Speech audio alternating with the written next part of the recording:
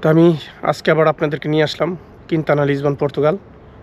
তো এখানে পরিত্যক্ত একটি বাড়িতে আমি নিয়ে আসছি আজকে। এই বাড়িটির অনেক লম্বা এবং ভয়ঙ্কর কিছু ইতিহাস লুকিয়ে আছে।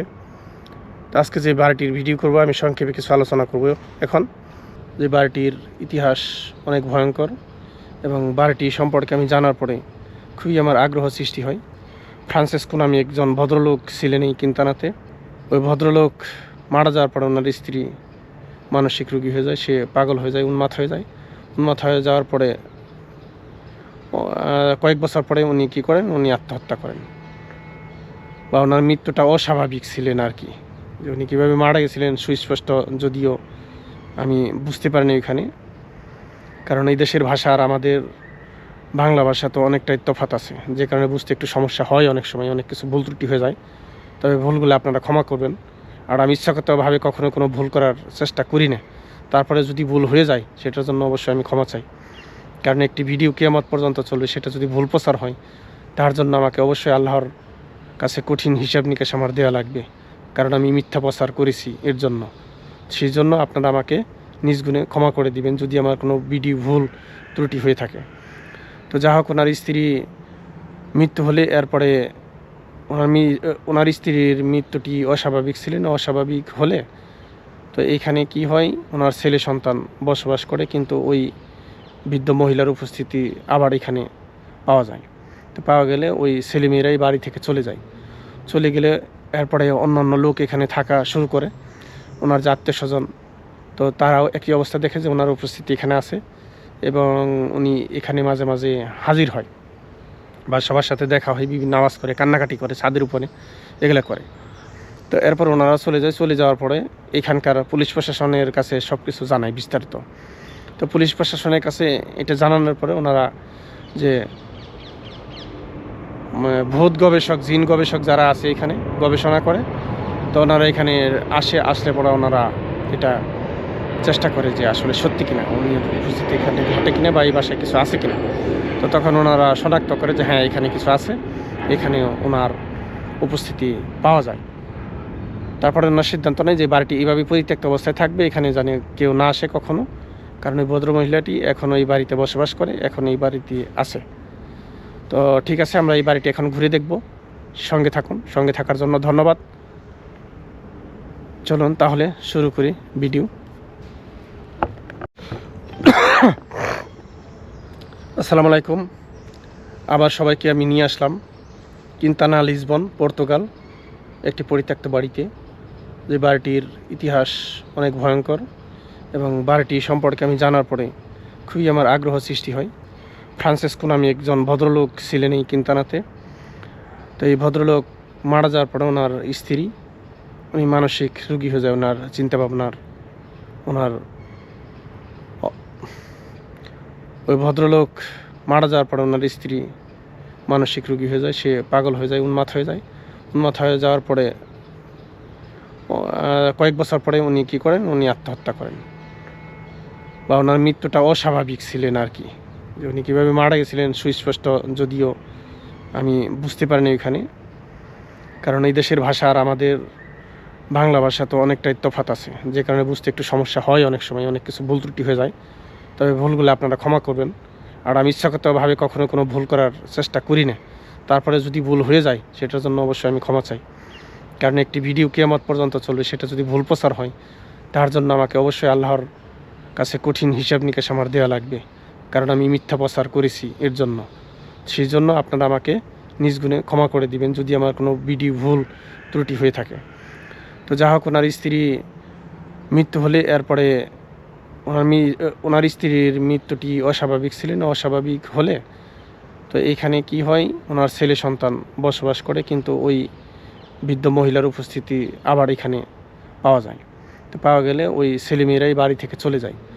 চলে গেলে এরপরে অন্যান্য লোক এখানে থাকা শুরু করে, ওনার যে আত্মীয় স্বজন, তো তারাও একই অবস্থা দেখে যে ওনার উপস্থিতি এখানে আছে এবং উনি এখানে মাঝে মাঝে হাজির হয় বা সবার সাথে দেখা হয়, বিভিন্ন আওয়াজ করে, কান্নাকাটি করে, ছাদের উপরে এগুলো করে।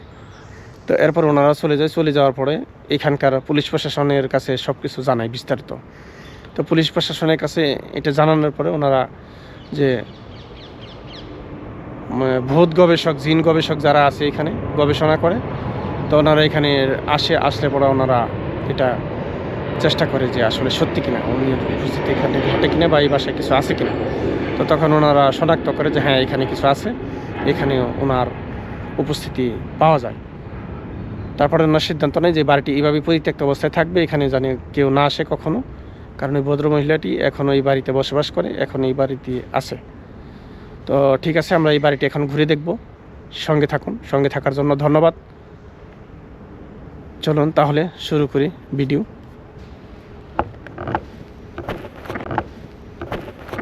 যে এখানে প্রথমেই একটি সুইমিং পুল এখানে বানিয়েছিল, এখান থেকে আমি ভিডিওটি শুরু করব।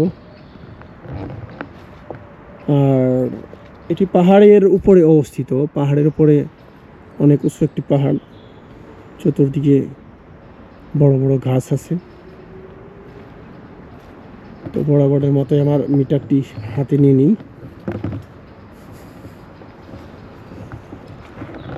আমি বাড়িটি আপনাদেরকে ঘুরিয়ে দেখার চেষ্টা করব। দেখি বাড়িটির ভিতরে প্রবেশ করা যায় কিনা।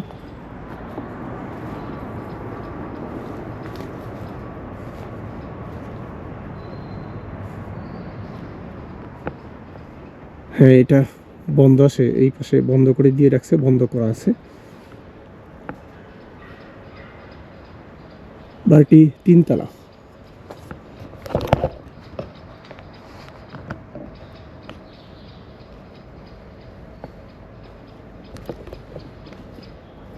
একজন স্ত্রী তার স্বামীকে কতটা ভালোবাসতো, আমি তো অবাক হয়েছি এই হিস্ট্রিটা পড়ার পরে। আমি ভাবলাম যে না, এই বাড়ির ভিডিওটি আমাকে করতেই হবে।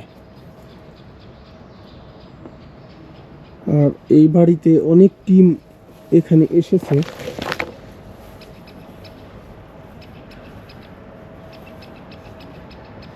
এদিকে একটি জানালা আছে, কিন্তু জানালাগুলো বন্ধ করে দিয়ে রাখছে।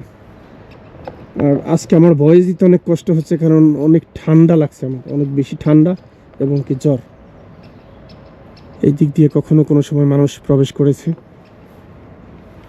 কিন্তু এই বাড়িটি এমন একটি জায়গায় অবস্থিত যে একদম পাহাড়ের উপরে।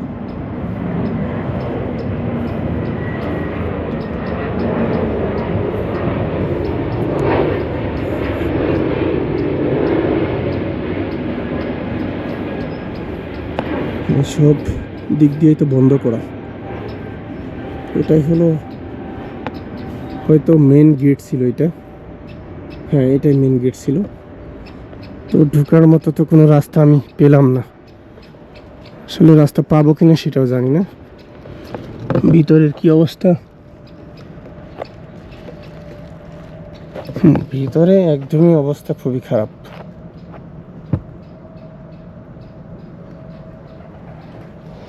ভিতরে একদমই অবস্থা খারাপ,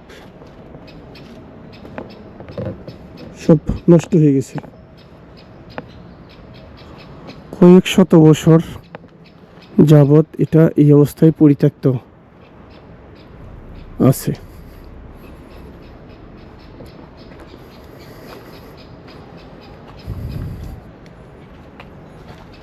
যারা শয়তানের পূজা করে এবং কি শয়তানকে যারা আহ্বান করে, তাদের আগমন সব জায়গায় ঘটে, সমস্ত জায়গায়, সব জায়গায় তারা আগে থাকার চেষ্টা করে এবং আসে। আর এখানে জ্বালানো হয়তো ভাঙার চেষ্টা করছে, কিন্তু ভাঙার চেষ্টা করলেও কাজ হবে না, কারণ এটা খুবই যত্ন সহকারে এখানকার যে পৌরসভার যারা দায়িত্বে আছেন ওনারা দেখাশোনা করেন। এখানে এই ভবনটি কখনো ভাঙার চিন্তা ভাবনা তারা করে নাই এবং করবে কিনা সেটা জানি না।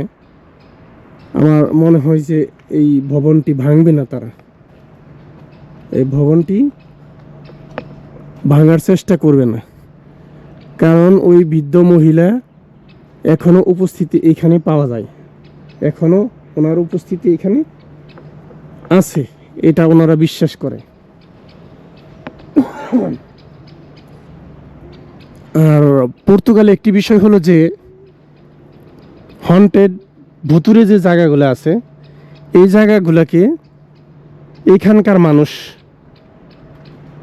মানে খুবই সম্মান করে, তাদেরকে কখনো চায় না ধ্বংস করে দেওয়ার জন্য বা তাড়িয়ে দেওয়ার জন্য, কখনো কোনো সময় চায় না যে ওনার আত্মা এখানে যদি থেকে থাকেন বা উনি যদি এখানে থেকে থাকেন তাহলে থাকুক, কারণ বাড়িটা তো ওনারই ছিল, তো উনি তো জায়গাটা ক্রয় করেছিল এবং বাড়ি করেছে। তো আমি বাড়িটিতে ঢুকতে পারলাম না, দুঃখের বিষয়। কোনো জায়গা দিয়েই ঢোকার মতো কোনো অপশন নাই।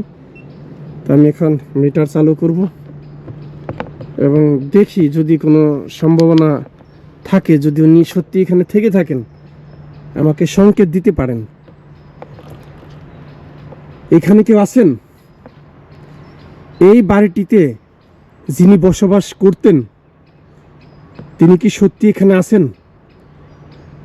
থাকলে আমাকে একটি বারের জন্য সংকেত পাঠান। আছেন? যদি কোনো জিন, ভূত এবং কি এই বাড়ির ওই ভদ্র মহিলা যদি আপনি এখানে থেকে থাকেন আমাকে একটি বারের জন্য সংকেত পাঠান। সম্ভব? অনেকে আমাকে মেসেজ করেন যে জিনে কি বাংলা কথা বুঝে? জিনে পৃথিবীর সব ভাষায় বুঝে, সব। আপনি যে ভাষায় কথা বলেন না কেন জিনে বুঝতে পারে। আর অদৃশ্য জগতে যখন যেই যাবে, বাহিরের দুনিয়ার যত কথা আছে তখন অদৃশ্য জগতের প্রত্যেকটা লোকে বুঝতে পারে। যখন আমার মৃত্যু হবে, মৃত্যু হলে আমি বুঝতে পারবো, আমার মৃত্যুর পরে আমি সবার ভাষায় বুঝতে পারবো, কিন্তু হয়তো জীবিত অবস্থায় আমি সব ভাষা বুঝতে পারবো না বা জানি না। আছেন এখানে কোনো জিন, কোনো আত্মা, এবং কি এই বাড়িতে যিনি বসবাস করতেন যে ভদ্র মহিলা, যদি ওনার আত্মা বা কোনো কিছু এখানে থেকে থাকেন আমাকে একটি বারের জন্য সংকেত পাঠান। আমি আপনার কোনো ক্ষতি করার জন্য এখানে আসি নাই। আমি কখনো কাউকে ক্ষতি করার চেষ্টা করি না, কখনো না। আছেন? আমি জানি যে আপনার উপস্থিতি এখানে আছে। আর যদি আপনাকে আমি রাতে পাবো এরকম যদি কোনো আশ্বাস দিতে পারেন তাহলে আমি রাতে আসব। আমাকে স্বপ্ন যুগে দেখাতে পারেন রাত্রে কটার দিকে আসলে আপনাকে পাবো, ইনশাল্লাহ আমি আসবো। আল্লাহর রহমতে এখানে আমি উপস্থিত থাকবো এবং কথা বলবো, এবং কি আপনাকে এখান থেকে মুক্তি করে দেওয়ার ব্যবস্থা আমি করব। আর আমি এইগুলা নিয়েই, এই ধরনের কাজগুলাই শুরু করছি। যদি কখনো কোনো জায়গায় এই ধরনের কেউ আটকা থাকে, যদি সম্ভব হয় তাহাকে আমি মুক্ত করে দেব। কারণ আল্লাহর দুনিয়ায়, আল্লাহর সৃষ্টি জগতে একমাত্র মানুষই পারে সব কিছুর মুক্তি দেওয়ার জন্য এবং ঘটানোর জন্য, যদি আল্লাহর তরফ থেকে সেটা পবিত্র কোরআন মাজিদের দ্বারা সম্ভব। সব কিছুর মালিক আল্লাহ, ঠিক আছে, সব কিছুর জন্য আল্লাহ, কিন্তু তারপরে মানুষের কাছে কিছু দিয়ে রাখছে যেটা মানুষকে করতে পারে। তো সেই সুবাদে আল্লাহর রহমতে আমি সেটা চেষ্টা করব। যদি আপনি থেকে থাকেন, যদি আপনার উপস্থিতি থাকে, তাহলে আমাকে স্বপ্ন যুগে একটি বারের জন্য জানিয়ে দিবেন। দুঃখের বিষয়, আমি অনেক ডাকাডাকি করলাম, চেষ্টা করলাম, যতটুকু সম্ভব চেষ্টা করলাম, কিন্তু ওনার কোনো সারা শব্দ আমি পেলাম না। যদি এই ভদ্রমহিলা এখানে থেকে থাকেন বা কোনোভাবে উনি কোনো প্রবলেমে আটকা পড়ে থাকেন, সেটা মুক্ত করে দেওয়ার ব্যবস্থা আছে। এবং এই ধরনের অনেক লোকই আছে যারা আত্মহত্যা করে, বা আত্মহত্যার রূহ কখনো আল্লাহর আরশ মহল্লায় পৌঁছাবে না। আত্মহত্যাকারী সবসময়ের জন্য অভিশাপ। তবে আমি একটা জিনিস অবাক হয়েছি যে এই ভদ্রমহিলা ওনার স্বামীকে কত ভালোবাসতেন, কত মহব্বত করতেন, যে ভালোবাসার জন্য নিজের জীবন উৎসর্গ করেছেন। চিন্তা করা যায়, ভালো কাউকে বাসলে এরকমভাবেই ভালোবাসা উচিত, তবে আত্মহত্যা করে নয়। এটা কখনো আমি সাপোর্ট করব না যে হ্যাঁ আত্মহত্যা করতে হবে ভালোবাসলে, এরকম না। তবে উনি এত ভালোবাসতেন যে ওনার স্বামী মৃত্যুর পরে উনি ওনার স্বামীর মৃত্যুটাকে মেনে নিতে পারেননি। তো মেনে নিতে না পারার কারণে উনি শেষ পর্যন্ত পাগল হয়ে যায়, উন্মাদ হয়ে যায়।